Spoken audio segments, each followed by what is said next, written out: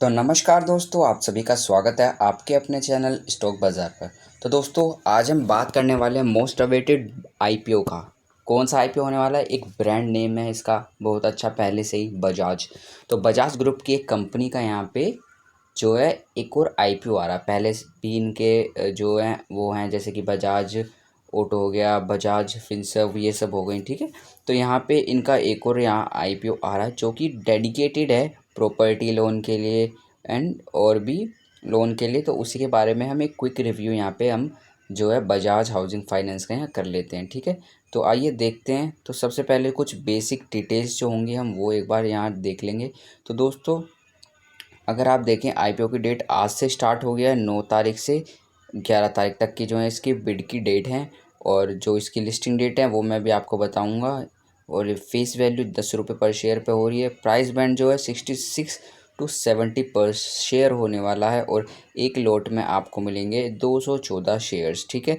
और अगर आप देखें टोटल जो मतलब आईपीओ का जो साइज़ है वो है कितना, 6560 करोड़, मतलब 6560 करोड़ का तो यहाँ पर आईपीओ का साइज़ है, जिसमें 3560 करोड़ जो है ना वो फ्रेश इशू है। और जो ऑफर फॉर सेल में आ रहा है ना वो है 3000 करोड़, ठीक है। तो दोस्तों आइए मैं आपको इसकी कुछ डेट्स भी बता ही देता हूँ, ठीक है। तो यहाँ अगर आप देखेंगे तो ओपन डेट हो रहा है आज, जैसे कि मैंने बता दिया यहाँ पे भी। तो 9 तारीख को यहाँ ये ओपन हो रहा है और 11 तारीख तक इसकी डेट रहेंगी, आप अप्लाई कर सकते हैं। और आपने अगर आपको अप्लाई करने के लिए एक डीमेट अकाउंट चाहिए होगा। अगर आपके पास डीमेट अकाउंट नहीं है तो मैंने यहाँ पे डिस्क्रिप्शन में एक दो डीमेट अकाउंट के लिंक डाल दूँगा, आप वहाँ से साइन अप करके अच्छा खासा वहाँ से अप्लाई कर सकते हैं। तो जो क्लोजिंग डेट होने वाली है वो वेडनेसडे 11 तारीख को यहाँ पे इसकी बिडिंग क्लोज होगी। और जो अलॉटमेंट है, मतलब अलॉटमेंट जारी होगा यहाँ पे 12 तारीख को। और अगर इन केस अगर आपको अलॉटमेंट नहीं मिलता है तो आपके जो पैसे हैं आपको रिफ़ंड कर दिए जाएंगे यहाँ 13 तारीख को, ठीक है।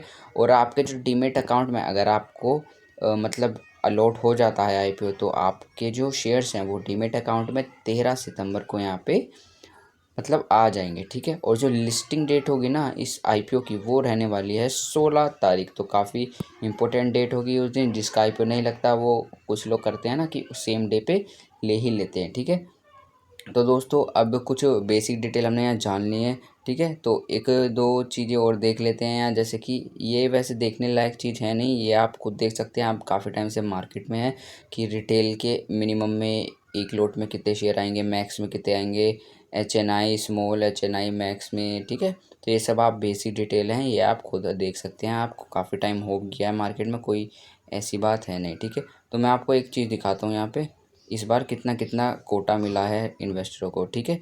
तो अगर आप यहाँ देखेंगे तो एंकर इन्वेस्टर को यहाँ 26% दिया गया है और क्यूआईबी को दिया गया है 17%।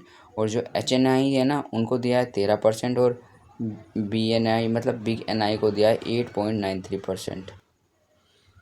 और स्मॉल एन आई जो हैं उनको यहाँ पे दिया 4%। और अगर आप हमारी आपकी बात होती है रिटेलर्स की, तो रिटेलर्स को यहाँ पे 31% दिया है। और एम्प्लॉय जो भी बजाज का एम्प्लॉय उसके लिए भी 3% का कोटा रखा गया है। और अदर शेयर्स ऑफर्ड के लिए हैं 7%। तो रिटेलर हम लोगों के लिए भी 31% रखा गया है, ठीक है। तो काफ़ी सही है ये भी, ठीक है। तो अब एक बार यहाँ पे हम बिट देख चुके हैं, तो एक बार कंपनी के बारे में यहाँ जान लेते हैं। तो कंपनी क्या करती है, जैसा आप सभी को पता है नाम से हाउसिंग फाइनेंस। तो कंपनी जो है home loan, loan against property, rent concession, developer finance, तो जो भी है लोन के काम करती है, पर related to property, home loan, property loan, तो इनसे ज़्यादा काम करती है, ठीक है। जैसे लोन कई तरह के होते हैं ना, जैसे बाइक वाइक का भी हो जाता है, या फिर आप गोल्ड पे लोन लेते हैं, तो किसी कई चीज़ें होती हैं कि फाइनेंस करानी पड़ती है। तो ये सिर्फ प्रॉपर्टी के बेसिस पे ही लोन प्रोवाइड करती है, ठीक है। तो ये कंपनी है। तो आइए इसके कुछ जो है हम यहाँ पे थोड़े से फाइनेंस थोड़े टटोल लेते हैं, तो देखते हैं। तो यहाँ पे जो है यहाँ हम देखते हैं एसेट्स। तो सबसे पहली बात है ना, अगर 2022 से 2024 तक की यहाँ बात करेंगे, ठीक है। तो अगर आप देखेंगे तो एसेट्स जो हैं कंपनी के काफ़ी अच्छी तरीके से इंक्रीज़ होते जा रहे हैं, ऑलमोस्ट डबल के पास ही हैं, ठीक है। और जो रेवेन्यू है, रेवेन्यू भी अगर आप देखेंगे तो बढ़ता जा रहा है, ठीक है। और प्रॉफिट आफ्टर टैक्स देखेंगे ना तो डबल से तो ज़्यादा ही हो गया है, 7 दूनी 14 होता है। तो डबल से भी थोड़ा ज़्यादा ही है, ठीक है। और अगर नेटवर्थ देखते हैं तो यहाँ पे देखेंगे आप फिर से बढ़ोतरी है। हालांकि आईपीओ तभी आता है जब कंपनी थोड़ी सी अच्छा कर रही हो, ठीक है। और रेवेन्यू और सरप्लस देखेंगे वो भी यहाँ पे हमें बढ़ता हुआ देखने को मिल रहा है। अगर आप यहाँ टोटल बोरोइंग देखेंगे ना तो टोटल बोरोइंग भी बढ़ रही है, लेकिन मैं आपको बता दूँ ये बिजनेस ही लैंडिंग का है, लैंडिंग का बिजनेस है, इसलिए यहाँ पे बोरोइंग जो है वो बढ़ी हुई ही रहती है, क्योंकि बैंक इनका काम ही क्या रहता है, पैसे देते हैं उसी पे तो कमाते हैं, तो इसीलिए तो इसलिए ही इनकी यहाँ बोरोइंग्स जो है यहाँ पे बढ़ी हुई आपको शो हो रही हैं, ठीक है। अब मैं आपको कुछ फंडामेंटल्स भी दिखाई देता हूँ। तो इसका जो ईपीएस जो आ रहा है वो यहाँ पे आ रहा है यहाँ पे 2.32 पोस्ट आईपीओ, मतलब आईपीओ आने के बाद 2.32 यहाँ पे ईपीएस दिखेगा। और जो पी रेशो निकल के आ रहा है वो यहाँ 30 का निकल के आ रहा है। तो डेट टू इक्विटी रेशियो क्या होने वाला 5.7, रिटर्न ऑन नेटवर्थ 3.6 और पीवी 3.72। तो दोस्तों ये कुछ फंडामेंटल्स थे, ठीक है।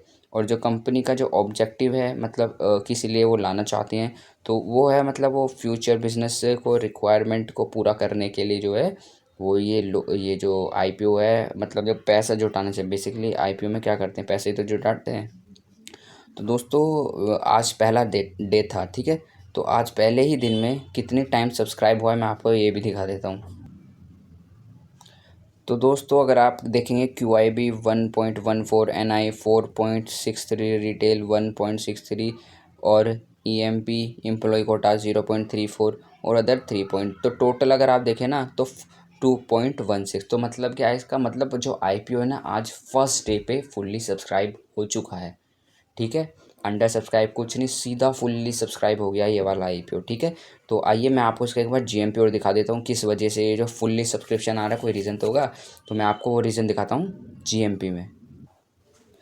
तो दोस्तों देखिए यहाँ पे जीएमपी चल रहा था 4 सितंबर को 50 रुपये का, यानी कि 71%, 53 हुआ, फिर 51 हुआ फिर से, ठीक है। उसके बाद अगर आप देखते हैं तो यहाँ देखिए 56 रुपये, कल 8 तारीख थी तो 56 रुपये तक जीएमपी आ गया था, यानी कि 80% के लिस्टिंग गेन हमें यहाँ देखने को मिल सकते हैं।